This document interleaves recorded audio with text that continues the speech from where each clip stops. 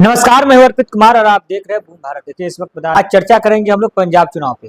पंजाब चुनाव आने वाले हैं और बता दें कि पंजाब चुनाव जो 27 में होने वाले हैं, उससे पहले भाजपा की ओर से जो है कई सारी पंजाब के जो है कई सारे नेताओं पर जो है दाव लगाने जा रही है। सुनने में भी आ रहा है कि कई सारे मंत्रिमंडल में जो है विस्तार होंगे, उसमें चेहरा जो है नए चेहरा को पंजाब के जो है उनको मौका भी मिलेगा मंत्रिमंडल में। और बातचीत करने में हमारे साथ मौजूद हजी जी है। हजी जी, बताइए कि पंजाब में चुनाव होने हैं और भाजपा इस वक्त जो है लगातार पंजाब पर पूरी फोकस्ड है, तो क्या लगता है कि 27 में पंजाब फतह कर पाएगी भाजपा? देखिए, पंजाब के लोगों ने सभी पार्टियों को देख लिया। आज़ादी के बाद से अभी तक आपने देखा कि वहाँ पे लगभग सभी पार्टियों की सरकार बन चुकी है। केवल भारतीय जनता पार्टी की वहाँ अभी तक अकेले की कोई सरकार नहीं बनी है। एक बार हम लोग अकाली दल के साथ मिलकर बनाए थे, एक दो बार। बाकी भारतीय जनता पार्टी की आज की जो जरूरत है, और पंजाब के लोग भी इस बात को समझ रहे हैं कि इस बार भारतीय जनता पार्टी को मौका देना अति आवश्यक है पंजाब के भविष्य के लिए।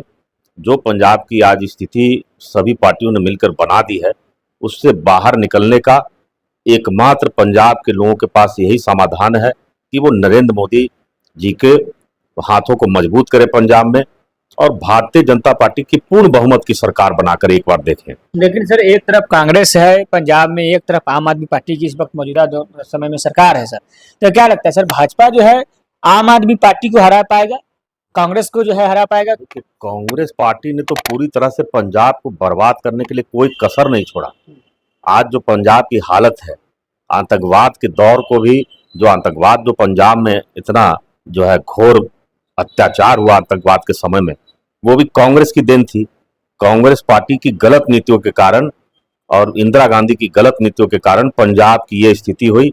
बाद में पंजाब को के युवाओं को नशे में ढकेलने का काम भी इस कांग्रेस पार्टी के लोगों ने किया, कि जब देखा कि युवा यहाँ हथियार उठा रहे हैं, कांग्रेस पार्टी के खिलाफ जो है विद्रोह कर रहे हैं, तो उन्होंने युवाओं की नस्ल को बर्बाद करने के लिए वह नशे की खेप भेजना शुरू किया और नशों का एक तरह से जो है स्वर्ग बना दिया उसको। कहीं ना कहीं उड़ता पंजाब भी सर कहा तो जाए। इस उड़ता पंजाब बनाने में अगर किसी का बहुत बड़ा योगदान है तो कांग्रेस पार्टी का योगदान है।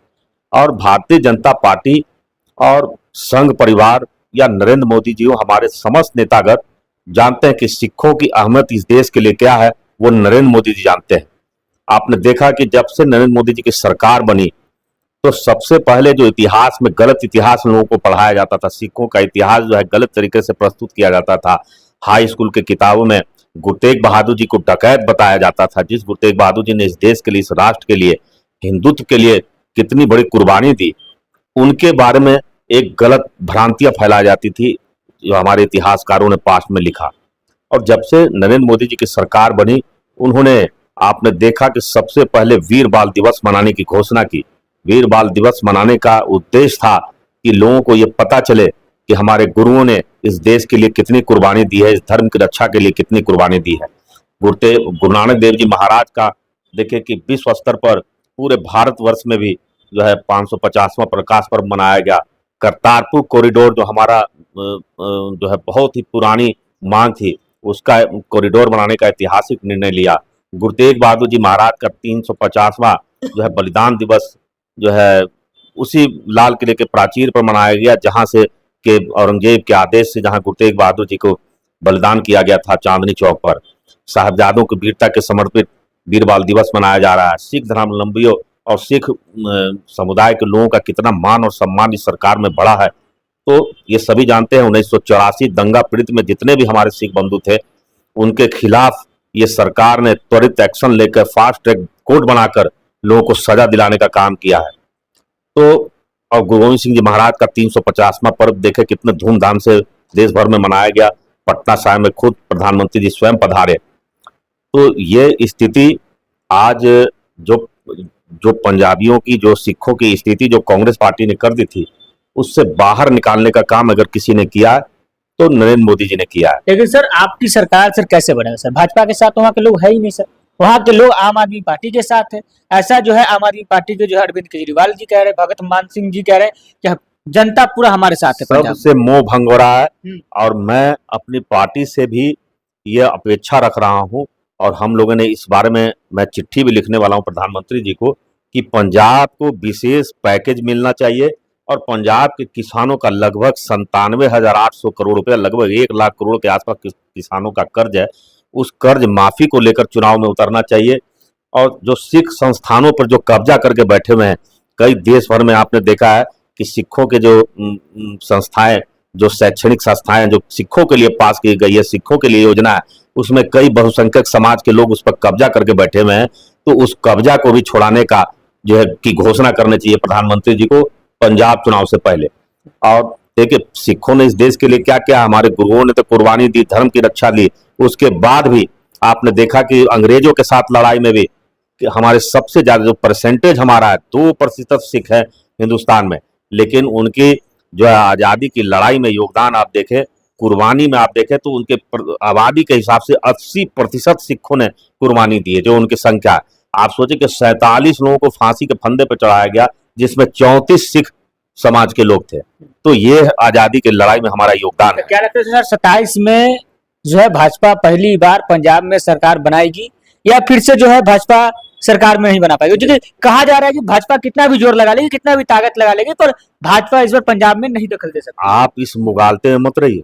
पंजाब के लोग पूरे देश की स्थिति का अध्ययन कर रहे हैं। वो देख रहे हैं कि किस तरह से नरेंद्र मोदी जी ने पूरे देश का कायाकल्प किया है, एक एक गरीबों का उत्थान किया है। जो हमारा उद्देश्य था अंतिम पायदान पर खड़े व्यक्ति का उदय करना है, अंत्योदय करना है, जो हमारे दीनदयाल जी का सपना था, उसको साकार किया जा रहा है। और पंजाब की जो माली हालत आज की स्थिति में हो गई है, बिना भारतीय जनता पार्टी की पूर्ण बहुमत की सरकार की पंजाब का कायाकल्प नहीं हो सकता। ये बात पंजाब के लोग समझ रहे हैं।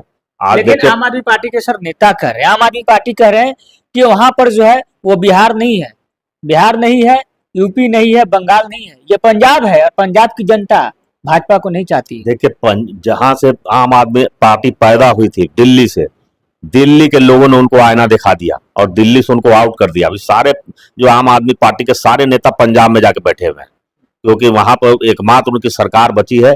और उनको पंजाब को वो लोग एटीएम के रूप में इस्तेमाल कर रहे हैं। जो पंजाब पहले से 4.25 लाख करोड़ के कर्जे में डूबा हुआ है, वो पंजाब आम आदमी पार्टी और अरविंद केजरीवाल के लिए एकमात्र एटीएम बची हुई है उनके पास, क्योंकि हाथ पर उन्होंने पूरे देश भर में मारा। जहां से उनकी जड़ जमी हुई थी दिल्ली में, उस दिल्ली के लोगों ने उनको वहां से आउट कर दिया। तो सर पंजाब में इस वक्त जो है गैंगस्टर की संख्या भी बढ़ती जा रही है, तो क्या लगता है इस पर सरकार? देखिए, अभी आपने देखा कि अमित शाह जी ने घोषणा की है कि हम ड्रग रैकेट को 3 साल के अंदर पूरे देश भर से उखाड़ फेंकेंगे। पहले पंजाब से उखड़ेगा सर, पंजाब तो सर तो सबसे ज्यादा पीड़ित हमारा पंजाब है। तो आप एक चीज जान लेके, जो अमित शाह जी जो बोल देते हैं वो पत्थर की लकीर है। उन्होंने कहा था कि नक्सली को हम इतने समय में खत्म कर देंगे, 2026 में नक्सली को देखने के लिए नहीं मिलेगा। उनकी घोषणा 100% सही हुई। आपने देखा जम्मू कश्मीर को धारा 370 उन्होंने खत्म किया था, घोषणा की थी। ये अमित शाह जी और मोदी जी की जोड़ी जो है ना, इनसे इसीलिए सब लोग घबराते हैं। तो क्या लगता है, घोषणा कर दिया ना कि 3 साल के अंदर गैंगस्टर को उड़ा देंगे और पूरे ड्रग रैकेट को खत्म कर दिए। ड्रग रैकेट और गैंगस्टर दोनों एक दूसरे के पूरक हैं। तो इसलिए यह जब दोनों पर चोट होगा ना, जब अमित शाह जी खुद मॉनिटरिंग करेंगे, तो ये कहां जाएंगे आप देखिएगा। क्योंकि अमित शाह जी की कोई भी घोषणा अभी तक ऐसी नहीं हुई है जो वो वापस ले या उसमें सफल ना हो, क्योंकि पूरे जबरदस्त रणनीतिकार हैं। उनको यूं ही देश जो है चाणक्य नहीं करता जी। सर बिहार में सर पंजाब की बात कर रहे हैं सर, बिहार में जो है सर तेजस्वी यादव को सैलरी नहीं मिला है सर, कह रहे हैं हमारी सैलरी नहीं आई, मंत्री की सैलरी नहीं आई और कर्मचारियों की सैलरी नहीं। अरे भैया, उनके पिताजी का दौर उनको याद करना चाहिए। तब 1.5 वर्षों 1.5 साल तक जो है कर्मचारियों को सैलरी नहीं मिलती थी। अभी 3-4 महीने में उनकी ये स्थिति हो गई। पहले 1.5 साल नहीं मिलती थी। इसलिए ये सब जो है कोई बहुत बड़ा मुद्दा नहीं है।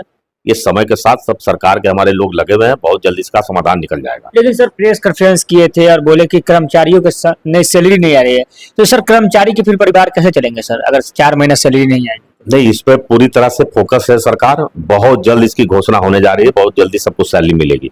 बिना सैलरी के कोई सरकार किसी से काम थोड़ी लेगी। लेकिन उम्मीद है कि बहुत जल्द इसी महीने में सबका जो है सबको क्लियर हो जाएगा।